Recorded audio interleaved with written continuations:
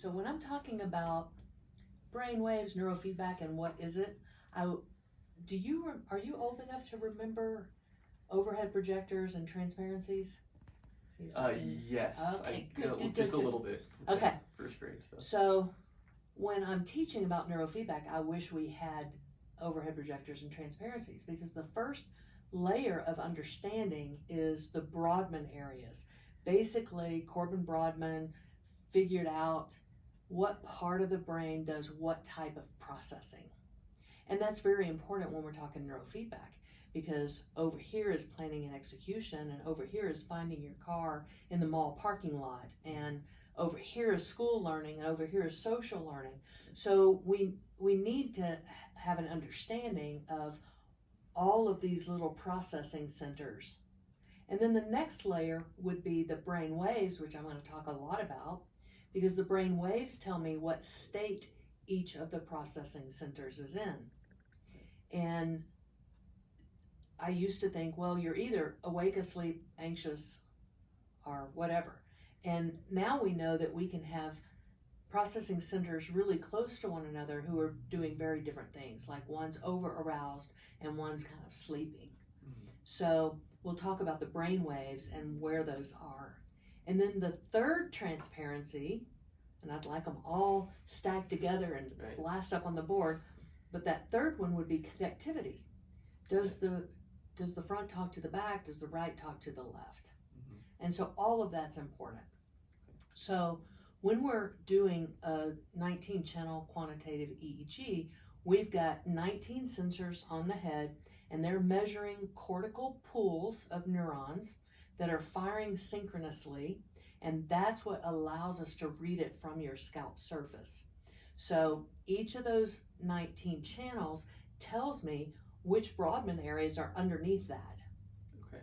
And then we're recording on each of the 19 channels what brain waves are controlling that. Okay. And we record eyes open and eyes closed, sometimes on task, but eyes open, if you're a sighted person, 85% or so of your information or stimulus to your brain comes through your eyes. So theoretically, if your eyes are open, you should be on task. Your brain should be awake. Okay.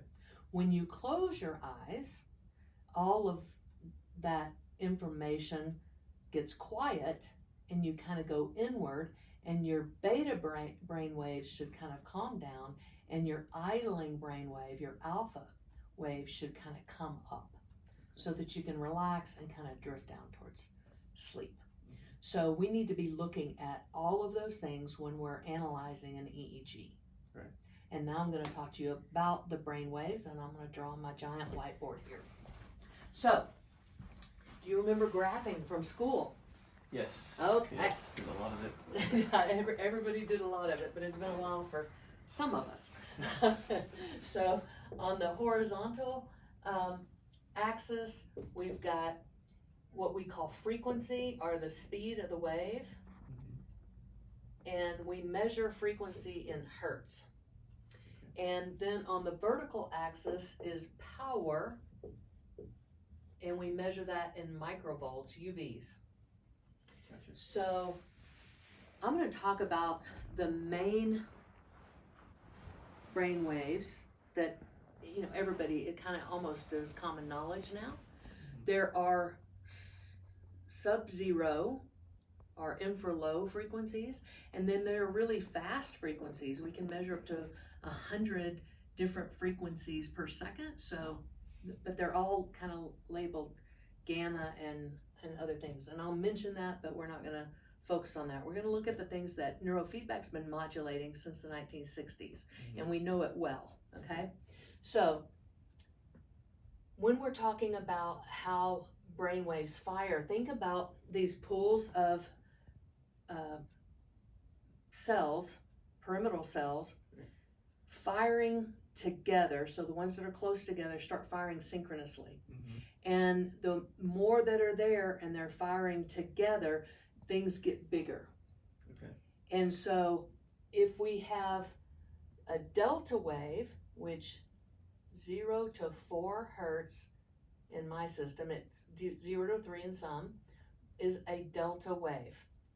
So I think about neurons firing up and below the line, but for ease of it not getting too messy, I'm going to keep everything above the line. Gotcha. Okay. But a delta may not even finish in our time frame, which is 1 second.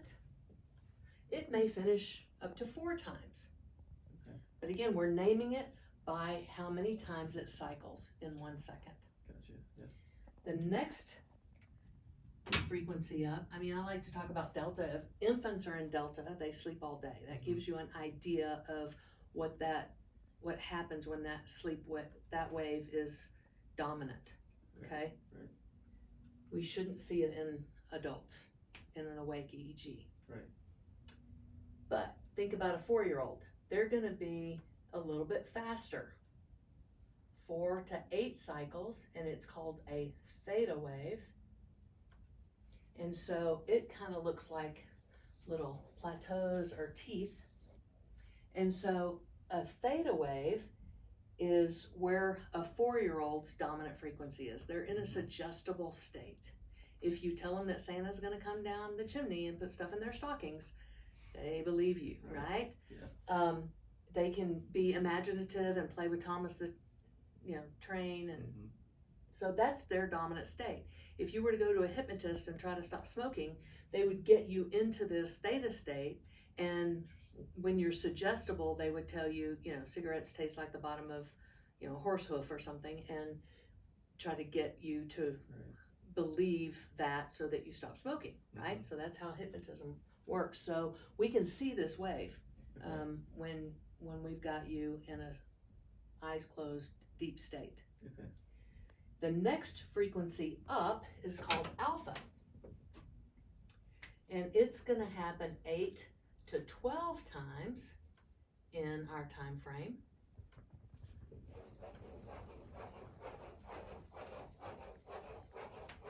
Got an 11, beautiful. So, and it kind of has this peaked sinusoidal rhythm to it. Now, alpha is really important. It sets the rhythms that come from the thalamus, the thalamocortical loop, and we can think of it kind of like our shutter speed, or how much information we pick up, how many packets of information we pick up per second. So if you have a slow alpha speed, your picture's going to be a little blurry. You're not picking up as much detail.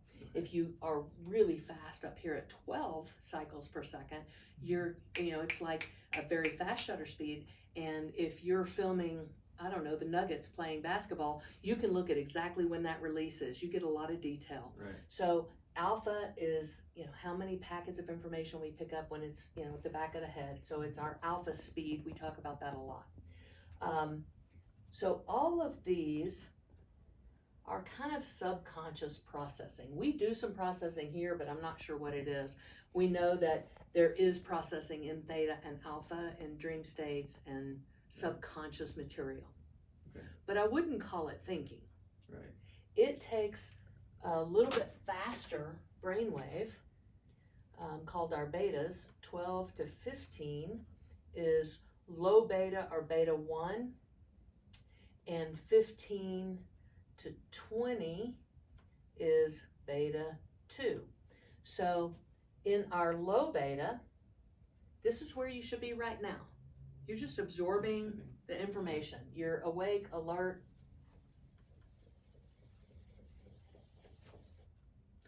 And if I had you hooked up to an EEG and I put you on task and I said, hey, if you can, tell me all the brainwaves and what they're responsible for, you'll get a big prize. Your brain would actually speed up to this 15 to 20 hertz to beta 2. Gotcha. And so this is more on task. But these are what we would call cognitive processing waves or thinking waves. Right. Now, if you are hiking on Green Mountain and you see a mountain lion, you're going to go into what's called high beta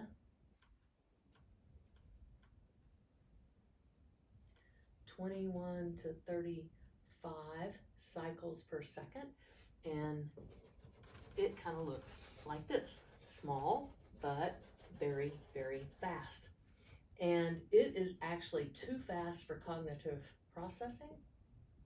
We're doing some processing, but it's not what we would call thinking. Right. Because if you see that mountain line when you're out hiking, you're not going to get out your phone and look up maps and find your way back to the parking lot. You're going to decide, not even decide, because like I said, it's automated. Yeah. You're going to go into fight, flight, or freeze. Whatever your system thinks is going to help you survive. Mm-hmm. So this is actually too fast for cognitive processing. So if I see this in a resting state EEG, when you're in the safety of my office and you're not afraid of me, that's going to be a problem. That's right. An anxiety Something problem, so. Yeah. Right? We don't want to see that. We also don't want to see the delta in an awake adult EEG. And I don't do infant EEGs. Mm-hmm. So I'm looking at the distribution of your theta, alpha, betas in your brain. Sometimes we compare to a normative database, but what I'm most concerned about is how is your brain using its energy, and is that giving you optimal performance, or is it causing you some problems? Mm-hmm. Now, how do I figure that out? So what we do, and what most people refer to as brain mapping, we look at the information on a template. If this is my Charlie Brown head, looking straight down on top, I expect my theta and alpha to be in the back of my head. Okay.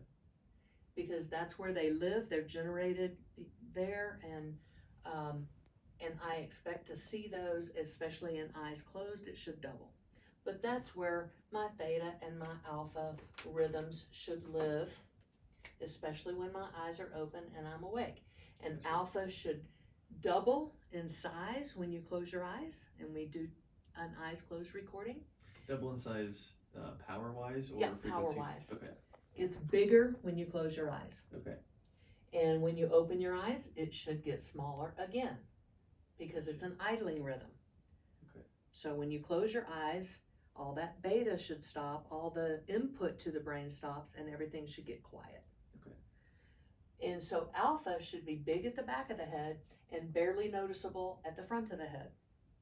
And then I would say for your betas, they should be pretty good. They're always smaller than or should be smaller than our big waves. Why is that exactly? Well, I think it's where it's coming from. Like beta is cortically sourced, so the pools of neurons are not necessarily connected rhythmically together. So think about clapping. Mm-hmm. If you have a flash mob at the mall and everybody's clapping in rhythm, it gets really loud. Mm-hmm. But if everybody's clapping into this, these three people are clapping this rhythm and these three people are clapping this rhythm, it's not going to get very powerful. They're like less in sync, kind of. Less in sync, which is beta rhythms are not as synchronized as the theta and the alpha rhythms. Gotcha. These are synchronized and they're coming from subcortical to cortical. It's a thalamocortical loop. Gotcha.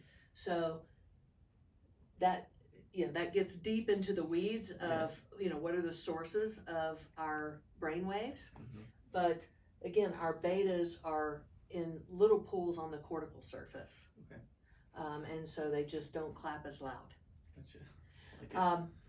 But again, we still should see those in the executive center and getting smaller as we move towards the back of the head. So exactly opposite of our slow waves.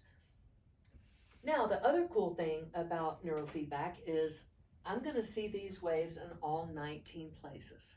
And if it's where it should be in the proportion that it should be, again, a lot of people use databases to make a comparison. And that works if you're a healthy 25-year-old. I can compare to other healthy 25-year-olds. Mm-hmm. When you have head injuries or metabolic issues going on, sometimes it's not really helpful to compare to a normative database, except it'll tell you, well, you're low power. So compared to everybody else, you have no power. But that still doesn't tell me how your brain's functioning. So what I like to look at is what's called relative power, and it's just where is your brain using its energy. Now we need to know a lot more, because I need to know proportion-wise, well, what is the amplitude or the power of your alpha and theta waves? And then I know proportionally that your beta should be smaller and your high beta should be smaller than that. There should be kind of a stair step down. Right. And if it's not happening, then, like I just did an EEG on somebody that the tallest thing in their brain was 18 to 21 hertz beta. So that's backwards. So, we've got very high beta, bigger than these other slow waves. Wow. And so we know that this person's going to have, over arousal. Right. And no balance in that. Mm-hmm. So, relative power, looking at how your brain uses its energy is very important, and seeing where the waves are and what that controls as far as the broadband areas is very important. Mm-hmm. So let's say that we have a kid that's got some learning issues. We might see too much frontal persistent theta, and that's a sleep wave. What's it doing dominating the executive center? We're going to have some attention problems. Yeah. And maybe they have excess alpha over in the Broadman area called Wernicke's, which is school learning. Okay. So if they have either one of these, they'll probably have some school issues. But if they have both, There's going to be a lot they're of seeking help. Yeah. Yeah. It's not just, well, school's hard for them. They're probably seeking help. Yeah. So what's cool about neurofeedback is, I can put a sensor over this area and show the brain its theta activity and go, well, that theta is firing at 25 microvolts, and that means it's average, so half the time it's going above that, half the time below. Mm-hmm. And so on the client's computer brain interface, I'm going to set a threshold or a bar, and then I'm going to tell your brain, make your theta do the limbo, drop below it. Mm-hmm. And when your theta drops below, you get the reward of seeing your movie, playing your video game, racing your car, whatever feedback we're doing doesn't matter that much as long as it's entertaining to you. But what does matter is your brain is the biggest pleasure-seeking organ in your body. And so it wants the entertainment. And so if it pops above, I'm going to have your screen go dark. And your brain, a 4-year-old and an 84-year-old can do this. Mm-hmm. Your brain will figure out that I'm wanting your theta to stay below the bar so that you can watch your movie. So it's called operant conditioning learning, like training your dog. Right. If I get a new puppy and I say, Fido, sit. And the first 6 months that I have him, I give him a treat immediately. Every single time he sits, he will learn to sit for the rest of his life. Yeah. This is how we learn multiplication tables, piano lessons, etc. Right. But what's cool about neurofeedback is it's the fastest learning known to man, because we're going to, this is basically, I call it, you can't use medicine, but functional medicine for the brain, functional intervention for the brain, because we're going directly to the behavior of the neurons and the brain waves and teaching them to fire differently. Yeah. So let's take our 10 hertz alpha, for example. We get 10 times every second to train that alpha down. Okay. That's 600 times in a minute. Right. Thousands of times in my 10, 20, 30, 40 minute training. Yeah. So what takes 5 years, like multiplication tables in school, we can do in months. Yeah. Right? Because we get so many repetitions every single training. Right. So as the power you know, let's say it takes you 1 to 3 sessions to get 100% underneath the bar that's set at 25. Well, then I'm going to bring that bar down to 24, and I'm going to ask your brain to do the same thing. Do the limbo, do the limbo, do the limbo, until we get it down to a normal power level.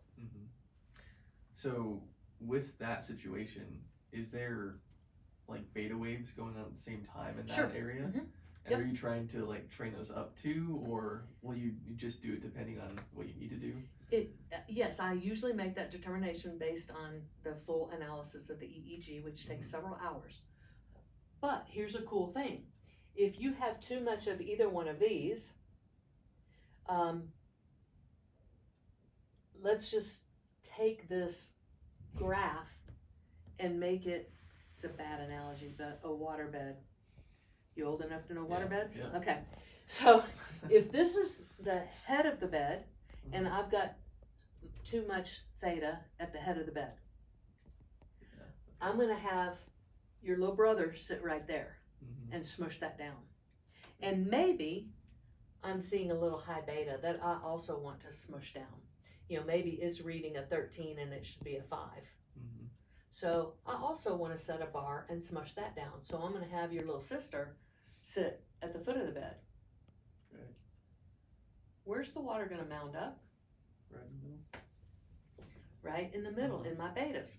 So I can choose to reward those betas, but I don't have to. I can just help the brain shift how it's using its power by inhibiting its firing in the waves that I do not want. Right. Interesting. And we trust the brain. It wants to produce these. Happy hormones, happy neurotransmitters are associated with betas. Okay. Again, cortisol, norepinephrine, anxiety ones are associated with this. So, you know, so your brain is the reward-seeking organ. It wants to feel good.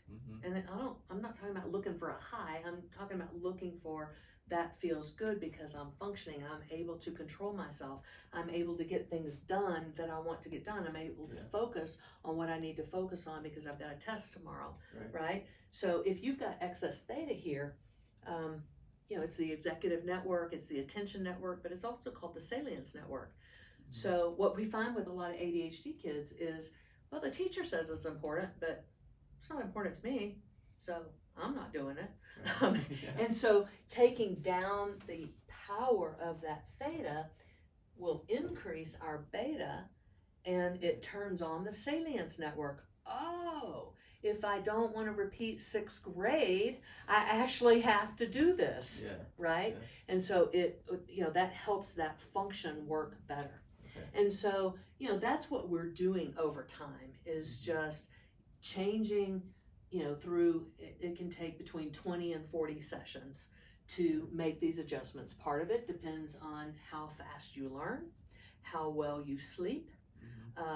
You know, we get most of our people under 30, but I would say adolescents for sure, are getting 2 hours less sleep now than they did 20 years ago.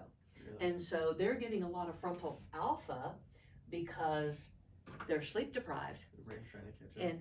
And so what happens is they're not sleeping enough or getting good quality at night.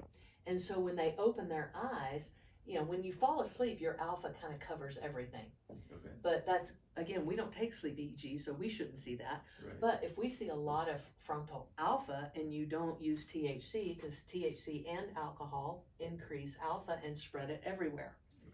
So if you're not doing that, but I still see a lot of frontal alpha, you're kind of sleepwalking through your day. And so you're going to have brain fog, you know, maybe some depression. You know, if you think about a sleep wave in your executive center, it's going to cause symptoms. And we need to help you sleep. And sometimes that's enough. You know, I've got a lot of pilots, and all they need is, because they're so dysregulated flying from time zone to time zone, that all they need is a little bit of help getting sleep, and they're fine. And their frontal slow waves go away. But in ADHD kids, it's more than sleep. We've got to train the brain differently. Are all of our neurons like firing constantly? Like, are some turning off at lower brainwaves or lower speed brainwaves, that kind of thing? Like, how does that all work? So again, that's pretty deep into the weeds, but what I can say is that you have all brain waves everywhere all the time. But think of the neurons firing off like fireworks. They're going to go certain heights and certain patterns. So when it's firing upwards, it's polarized, and then it depolarizes and falls down and polarizes and up, and so it really is a rhythm. So they are kind of firing and then depolarizing and firing and depolarizing in different rhythms from different sources and locations. Right. So like when you're asleep, that doesn't mean that or like when you have theta waves going on, that doesn't mean like less neurons are firing. It's just the rhythm that they're happening in, and that changes depending on state. Right. Okay. Yes. So